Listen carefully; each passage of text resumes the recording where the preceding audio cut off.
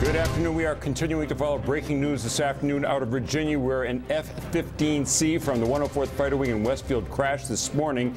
We are currently, a news conference has begun at Barnes Air National Guard Base in Westfield. Let's listen in.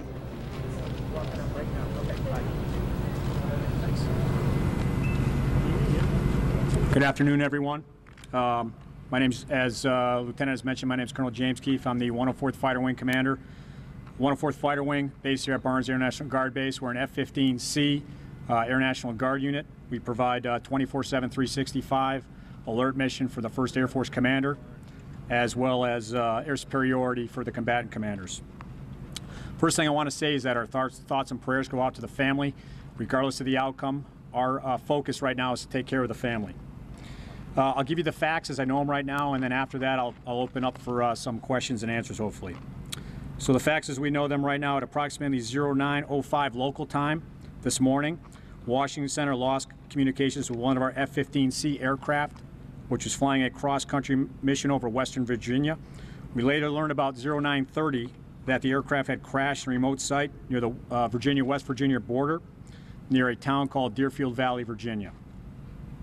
The aircraft was flying to New Orleans Naval Air Station at high altitude, and it was going to receive a scheduled modification to its radar.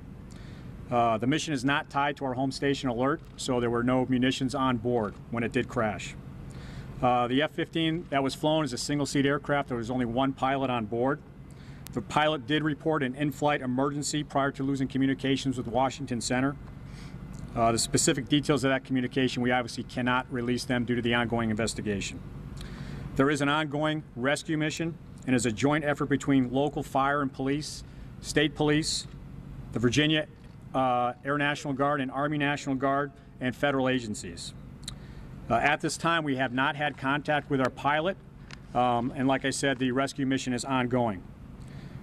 Until we understand the status of the pilot, I am not going to be able to release any information that is part of that investigation. Once we do receive information on the status of the pilot, we will communicate it to you, and I ask that you make sure that Lieutenant Muty has your contact information. Those are the facts as I know them right now, and I can take some questions. Do you know if the pilot ejected at all, or a parachute sighting? We do not have any information on that right now, as far as if anyone saw a chute, so I can't give you any information with that. What was the purpose of this flight? So the purpose of the flight is the F-15, as many of you know, they're a little bit older aircraft. We have an ongoing modernization program, and this aircraft was scheduled to receive the new the new radar, the V3 radar, which is being installed in all of our F-15s here. Colonel, have people reached the crash site? Have they been able to assess the status of the plane and how badly damaged it is? Yeah, so I just want to get to that. The crash site is a very remote location. We have tried to make communications with on-scene fire and rescue, but there are no cell communications down there.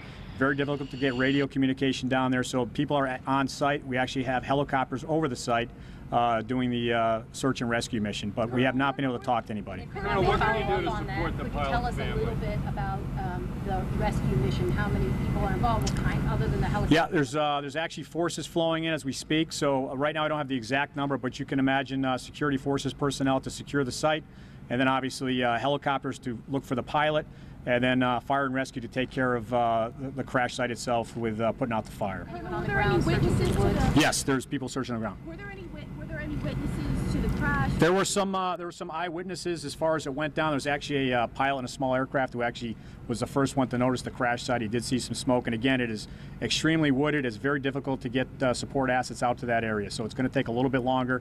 The Virginia Air National Guard is kind of the lead on this. They're kind of pushing forces forward to that area. Has anyone else Colonel, from Barnes what can you do to support the pilot's family, and are they on site here at the base? We support the family by using all of our assets we have here. We send people over, talk to them, give them information as to what's going on. As soon as we get information, they're the first to know. How old is this aircraft? This aircraft is about a 1986 model. They're all pretty much the same vintage. So our aircraft are the newest C models, which are basically 1986 through 84 models. What kind of experience does this pilot have? The pilot was a very experienced pilot, as most pilots in the Air National Guard are. We usually have more flying time than our active duty counterparts. normally people come off active duty or we groom them right here at the 104th, but we are usually more experienced than our active duty counterparts. What kind of training would he have for an injection of this type of security? We go through every 6 months. We go through ejection training as well as initial pilot training. You get all the training you need as far as survival in the woods, as far as ejection, as far as communications and such if you don't have a radio on you. So he's been well trained to survive. Colonel, do you know what kind of in-flight emergency you reported? We don't have any information on that right now, and that'll be part of the investigation. How common are crashes with the search area we're talking about? I do not have that information. Again, all I know is it's very remote down there, very wooded. So I don't have the search volume that they're looking at right now, and I'm sure that'll expand out as it goes along. How common are the crashes? I'm sorry? It's mountainous as well. I'm told it's 3,000 to 4,000 feet above sea level in that area as far as the heights of the hills and mountains go. How common are crashes with the F-15? It's not very common at all, and I can't even tell you the last time we've had a mishap in the F-15C model. So our mission as F-15C pilots is air-to-air. We don't drop bombs, so normally our missions are all up high. So it is not a common occurrence to have an F-15 crash. Have any other Give crew us some from sense of Barnes what's gone going down on there? at the scene. No, not yet. I'm sorry? Sorry, Colonel. Just give us some sense in a general way what would be going on right now. Obviously, they want to secure the area, find the aircraft. Correct. So what we'll normally have is we'll have one person who's basically the on-scene commander, and that'll change as the investigation / the rescue mission goes along. Right now, local fire and police are the first on scene, so they're going to take it over being on-scene commanders as the assets flow in. A military-type person will most likely take it over, most likely someone from the Virginia Air National Guard, who will start coordinating all the assets to make sure we're looking in the right areas and trying to find the pilot. You know how You pilots been placed here? you obviously know this pilot. Could you just tell us a little bit about what's going through your heart when you hear of the crash? All I can say is, like I said before, it's a traumatic event for everyone here, and we're thinking about the family. And keep your thoughts and prayers with him, and hopefully we'll get a good outcome. How long has he been stationed here? I don't want to give that information out right now. Do you know how fast the plane was going? Normally we fly at about 500 knots true up at altitude, so he was pretty high altitude. It's standard cross country to save gas. We're flying in the high 30s, low 40s, 1,000 feet. So he was pretty high up. The good thing was that he did have notification something was wrong with the aircraft, and he did make that call to Washington Center. So there's no way that the plane could have clipped anything on the ground in the mountains or anything like that? I'm not going to speculate on that, but he was pretty high when he did. He was pretty high when he did report the emergency. What's the protocol in contacting base after a crash like this happens? We received notification on this one from Washington Center. Actually notified our operations center that they had lost contact with one of our aircraft. And so you all have had no contact with this pilot since then? No, we have not had contact with him, and there's you can speculate on that, but there's a good chance he does not have his radio on him.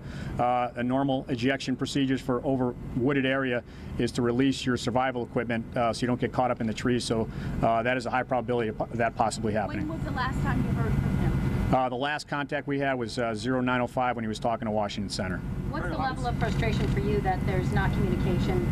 Yeah, and again, it's we totally understand the situation down there. It's like I said, it's very remote. There's no cell towers down there, so we're trying to actually flow some resources down there that are comm equipped that we can hopefully start getting more information out. Like what? Is it from Western Massachusetts? I can't give that information out right now, but thank you. The comm equipment?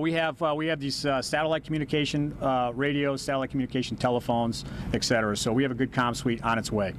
Colonel, when do you think you'll definitively know about his status? Is it probably an hour or two? Yeah, I don't know that information, and I would just be speculating if I try to answer that one. Are pilots taught to steer for a less populous area if there's a problem? Yeah, normally that is the case, and again, looking at that area is probably pretty remote area as it was, so normally that is the case, correct. Is this flight plan then usually away from populated areas? No, it's just basically when we do cross-country flights, we're flying right along with all the other aircraft that 737s, 757s, etc.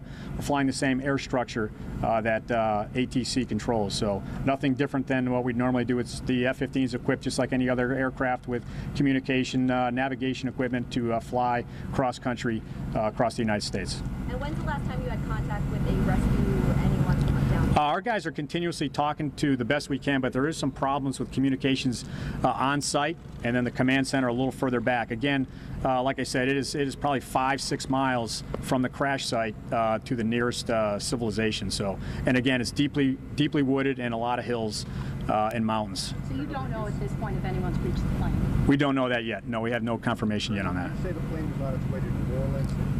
If so, what kind of upgrade or maintenance would have been done? Yeah, so that was just scheduled maintenance to, as I mentioned earlier, we have a new radar upgrade going in to help support the 1st Air Force commander. It's called the V3 AESA radar. And so it's a modernized radar that all of our aircraft are getting in the jet, and this was just a standard schedule delivery to get that modification completed. What base in New Orleans? New Orleans Naval Air Station. Does ejecting at 35,000 feet present an issue? There can be some issues, but normally that is trained for, so I wouldn't expect a lot of issues if the individual got out at that altitude. He's trained, he or she is trained to do the appropriate procedures to make sure that they're going to be safe at that altitude. That's all the time I have questions for, and like I said, we will get information out as soon as it becomes available.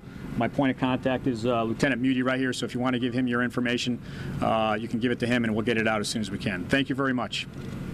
Thank you. You have been watching a live news conference from Barnes Air National Guard Base in Westfield. That was the commander of the 104th Fighter Wing, Colonel James Keefe. He began his remarks this afternoon by saying that his thoughts and prayers, and all of their thoughts and prayers at the 104th, go out to the family regardless of the outcome. This all is involved with a crash of an F-15C. It crashed near the West Virginia state line. There is an ongoing rescue mission right now involving first responders as well as Air National Guardsmen and other federal and state agencies right now. So far, they have had no contact with the pilot. They are not releasing any information regarding who the pilot may be or whether anyone actually saw an emergency chute. A private pilot flying a small plane saw the crash site first and reported it. The crash site is in a very remote area. It is heavily wooded. Colonel Keefe said that it is at 3,000 to 4,000 feet above sea level. One of the encouraging things he said was that when this emergency occurred, that the plane was at very high altitude. It allowed the pilot time to make his report that he was having an emergency in flight, and having that much altitude would have allowed him a lot of time to explore his options for ejection. One of the things that they have not had communication with the pilot, and one of the things that he says that is not necessarily something to worry about, because a pilot would have gotten rid of anything that he didn't need during the ejection process. A radio might have been one of those things. There is a good chance he didn't have his radio with him. The colonel said that the pilot, whether it be a he or a she, is well trained to survive. 22 News is continuing to follow this story both from West Virginia and here in Westfield in Western Massachusetts. We will give you updates online at wwlp.com. Any information that we get, we will bring it to you here as needed, and of course on 22 News starting at 5. I'm Barry Krieger, 22 News.